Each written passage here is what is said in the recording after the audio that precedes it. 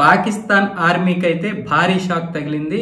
బలోచిస్తాన్ క్వెట్టాలో ఉన్నటువంటి frontier Corp ప్రధాన కార్యాలయం పైన, అంటే ఆ ఆఫీస్ పైన దాడి జరిగింది. భారీ పేలుడు సంభవించింది. ఆ ఎంత సంభవించిందంటే అక్కడ ఆ భవనం కూలిపోవడంతో పాటు చుట్టుపక్కల ఉన్నటువంటి ఇళ్లలో అద్దాలు, గోడలు, చిన్న చిన్న పిట్టగోడలు అన్ని కూడా పడిపోయాయి.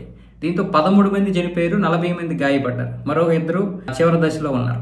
అంత పెద్ద భారీ పేలుడు అయితే సంభవించింది. దీనికి బలోచిస్తాన్ లిబరేషన్ ఆర్మీని అయితే అనుమానిస్తున్నారు. ఇంకా బలోచిస్తాన్ లిబరేషన్ ఆర్మీ అయితే ఇంకా ముందుకు రాలేదు మేమే చేశామని. కానీ బలోచిస్తాన్ లిబరేషన్ ఆర్మీ మాత్రమే ఈ మధ్య పాకిస్తాన్ ఆర్మీ మీద, ఈ కార్ప్ మీద, పోలీసుల మీద, అందరి మీద అయితే దాడులు చేస్తుంది. ఎందుకంటే బలోచిస్తాన్ లో ఈ యొక్క వ్యవస్థని నిర్వీర్యం చేస్తున్నారు. ముఖ్యంగా వీళ్ళని నిర్వీర్యం చేస్తే బలోచిస్తాన్ ని వారు ఆక్యుపై చేయొచ్చు.